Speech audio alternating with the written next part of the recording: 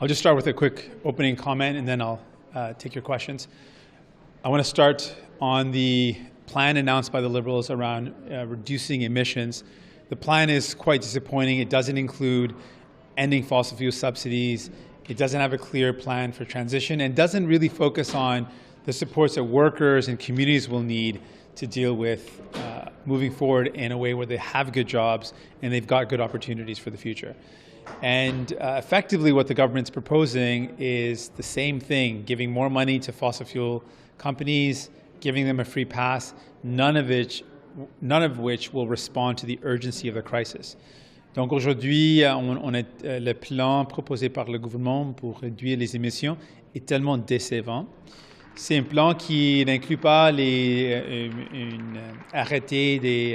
arrêt des subventions pétrolières, une élimination des subventions pétrolières. Effectivement, c'est un plan qui continue de donner plus d'argent aux entreprises pétrolières et donner un passe-droit aux entreprises pétrolières. Et effectivement, ce n'est pas un plan qui répond à la crise climatique où les gens continuent de payer le prix. Donc, on a besoin de plus d'actions, des actions plus fortes. With that, I'm ready for any questions you might have. Dans votre entente avec les libéraux, vous avez des objectifs communs pour la lutte au changement climatique. Et là, vous dites on est déçu de ce qui est présenté. Donc, c'est quoi le pouvoir que vous avez pour demander plus et comment vous allez utiliser ce pouvoir-là? Donc, dans l'entente qu'on a obtenue, ça inclut des éléments d'annuler les subventions pétrolières jusqu'au fin de 2022. Et dans l'entente, c'est un engagement d'annuler un des deux qu'on a proposé. Donc, ça, c'est quelque chose qu'on va continuer de pousser parce que c'est écrit dans notre entente. Un plan pour la transition juste, ça veut dire un plan qui répond aux besoins des travailleurs et travailleuses. C'est aussi inclus dans notre entente, donc on va continuer de pousser pour un vrai plan pour les travailleurs parce qu'ils ont peur pour leur avenir, ils ont peur pour leur travail et c'est important qu'on offre une solution. Donc, ce sont quelques éléments.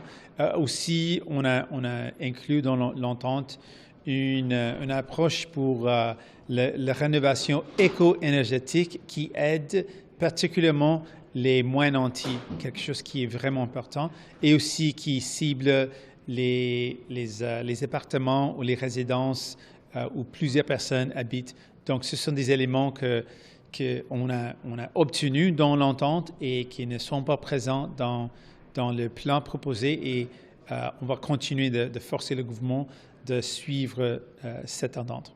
Donc, vous leur donnez jusqu'à quand au gouvernement pour qu'il démontre qu'il va prendre action sur ces choses-là qui se retrouvent dans votre entente? Vous leur donnez jusqu'au budget, jusqu'à quand? Donc, quelques éléments à une cible de cette année. Donc, avec l'annulation des subventions pétrolières, ça doit se passer à la fin de l'année 2022. Donc, ça, c'est une cible qu'on a. Avec les autres éléments, on a des autres cibles.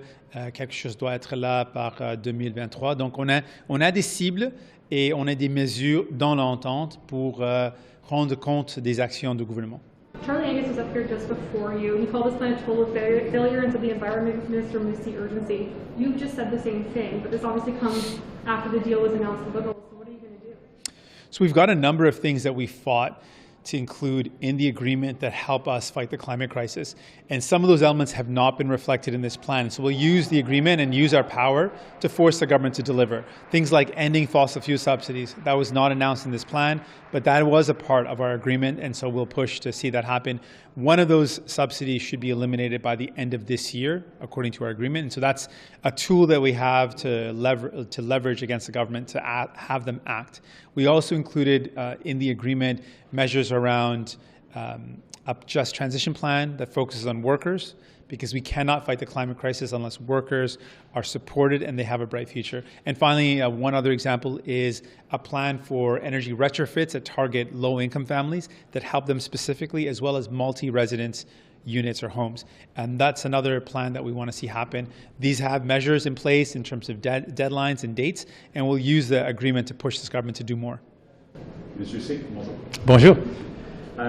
Certains disaient avec votre entente de la semaine dernière que vous gagnez beaucoup moins que les libéraux. Et là, ça fait à peine quelques jours et déjà, vous dites qu'il y a des choses qui sont incluses dans l'entente qui ne sont pas dans l'annonce d'aujourd'hui. Est-ce que c'est pas un peu la preuve que vous vous êtes fait avoir ou que là, vraiment, ça ne sera pas évident à gérer comme entente? Pas du tout. On a quelques cibles qui sont incluses dans l'entente. Par exemple, le fait que l'élimination d'une subvention pétrolière doit se passer à la fin de cette année. Donc, ça reste de temps. On a un outil pour forcer le gouvernement. Effectivement, ce qu'on a obtenu, c'est vraiment quelque chose d'historique, l'expansion de notre système de santé, le plus grand dans une génération, avec les soins dentaires, des actions pour la science médicaments, investissement pour faire face à la crise du logement et la crise environnementale.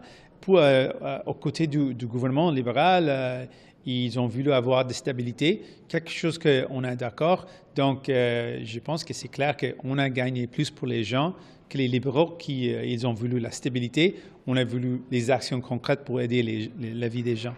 Mais qu'est-ce qui va se passer si, par exemple, vous trouvez que le gouvernement continue de ne pas en faire assez sur la lutte au changement climatique, mais que vous obtenez quand même les soins dentaires et que vous voyez de l'action? Où allez-vous tracer la ligne? Donc, la ligne est écrite dans l'entente. Le fait qu'on a une cible, comme j'ai donné, d'éliminer les subventions pétrolières, c'est quelque chose qui n'est pas dans l'annonce du gouvernement, mais c'est quelque chose qui est dans notre entente.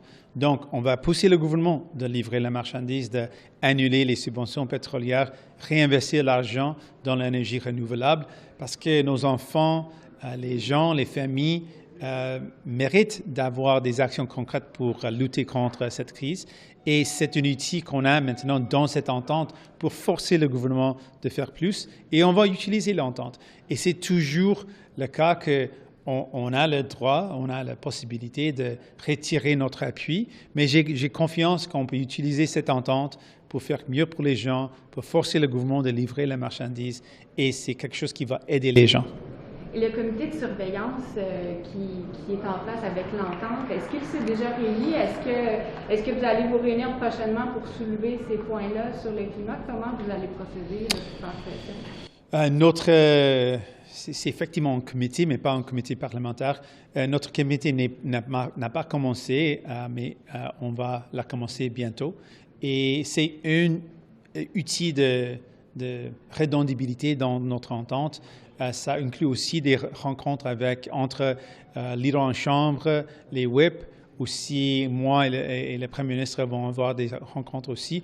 Donc, on a plusieurs mécanismes pour rendre compte ou pour avoir de redondabilité et on va les utiliser. C'est un outil important et on va l'utiliser. Ukraine has proposed that Canada might be a potential security partner or guarantor, with peace talks with Russia. Do you think Canada should play that role? I just missed a security. My mask. Yeah. So Ukraine has proposed or floated that Canada might be a security guarantor with peace talks with Russia. Oh, yes. Do you think Canada should play on that role? Absolutely. I think we should play every role that we can in order to end this war, to bring about peace. Canada has played that role really effectively in the past. People expect us to. We've got a significant Ukrainian-Canadian community that wants to see us doing more. And I absolutely think if Ukraine asks for it, if other countries are encouraging it, we should be playing more of a role. And that particular role in terms of providing assurances that we move forward in a peaceful way and ending the war are absolutely the type of role that Canada should play. Merci, thanks so much. Merci beaucoup. Thank you. Well, so what does 6,800 backroom meetings with big oil get you? Well, if you're the oil lobby, you get the ultimate greenwash scheme that has been put forward by Stéphane Guilbeault. Last week, the government announced it was increasing oil production by 300,000 barrels a day. Canada's energy regulator says this government's on track to increase oil production in Canada by 1.2 million barrels a day. And yet the Prime Minister went to COP26 and told the world that Canada was going to be the first petrostate to put in an emissions cap. So what do we get from Mr. Guilbeault's plan? Well, do some quick searching through the document for the word emissions cap. It's vague. They're going to consult. They're going to look down the road. This entire plan is about greenwashing Canada's oil industry. They will put billions, up to $75 billion in public money into carbon capture technology. This isn't to save the planet. What they've announced with carbon capture is they're trying to greenwash Canada's heavily polluting oil sands production that has some of the highest greenhouse gas emissions in the world, and they will use billions in subsidies to create what they call a lower carbon alternative so they can market this on the international market. So what Stéphane Guilbeault is telling Canadians is the way we're going to get to net zero is we're going to take massive amounts of Canadian money to deal with some of the dirtiest oil on the planet, and that's what the experts have said about the heavy greenhouse gas emissions. We're going to try an unproven technology, and then we will use that to market Canada's oil internationally. This is not a climate plan. This is a plan that will destroy the planet. When the Prime Minister told the international community that he was going to establish an emissions cap, what he didn't tell them is that this government has no intention on capping production. In fact, they see increases in production. What we're being told is a fiction, that you can increase production, that you can increase exports, and that you can somehow get to net zero. And the way that they're going to do this is that they know that every barrel of oil or bitumen that's burned offshore doesn't count on Canada's total climate change targets. So this plan, unfortunately, will certainly benefit big oil. It's going to use technology that 400 scientists wrote to the government and said carbon capture does not work. This technology, even if it was brought in, won't come on stream for another 8 years, so we are going to miss our 2030 target. Canada has established at least 10 targets internationally for meeting our greenhouse gas obligations, and we've missed every single target. This plan guarantees that in 2030, Canada will have once again missed its climate change obligations, but at that point, the chance of saving the world from anything above 1.5 degrees temperature increases will have been lost. This is a total failure of Stéphane Guilbeault, and he needs to explain to Canadians why he's putting the interests of exporting oil for the big oil lobby in Canada ahead of the future of our children. Now, in the plan, they've not released a whole lot of details in terms of the cap on oil and gas, like you were just saying. How significant would you say that is? We're being scammed here. The Prime Minister went to COP26 with a long list of, every time he's gone internationally, he's made big announcements. COP26, he said an emissions cap. People believed him. They thought that emissions cap would start at the 2019 level and work its way down to meet our 2030 targets.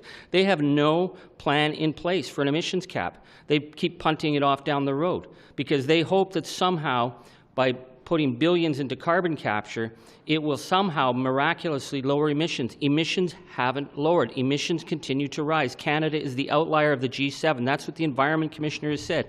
And this government, on their watch, has seen huge increases, continual increases in greenhouse gas emissions. If the Prime Minister was serious about a cap on emissions, it would have been in this document, and it's not there. They've called this plan a failure, and you've also mentioned a number of other things, but this comes just a week over after the Liberals and the NDP announced an agreement. So I guess how does this plan fit into your collaboration on key issues with the Liberals if you don't approve of it? Well, this is going to be a huge issue going forward. We have a supply agreement in order to establish national dental care and pharmacare, issues that we ran on. But on the idea that the government can promote a plan this bad for the environment and get a pat on the back, that's not going to happen. We will push this government hard. They're going to have to go back to the drawing table and come back with something that is credible to Canadians, because Canadians know they can't trust this government. The government has broken every environmental promise they've made. So they made some nice gestures in this document, but on the fundamental issue of rising greenhouse gas emissions, on the fundamental issue of dealing with Canada's massive pollution problem coming from the oil sector, this government is giving a greenwash, and it's not going to cut it, and we will not let them get away with that. And what's the plan if they don't go back to the table and redraw it, like you said? Mr. Guilbeault is not going to get any peace. He's not going to get an easy walk. We will hold him. We will target his plan. We will push and work with civil society and do everything we can as opposition. The stakes are too high. We're talking about a planetary emergency right now, and this government continues to listen to big oil rather than listen to the scientists who know that the future of our planet's at stake.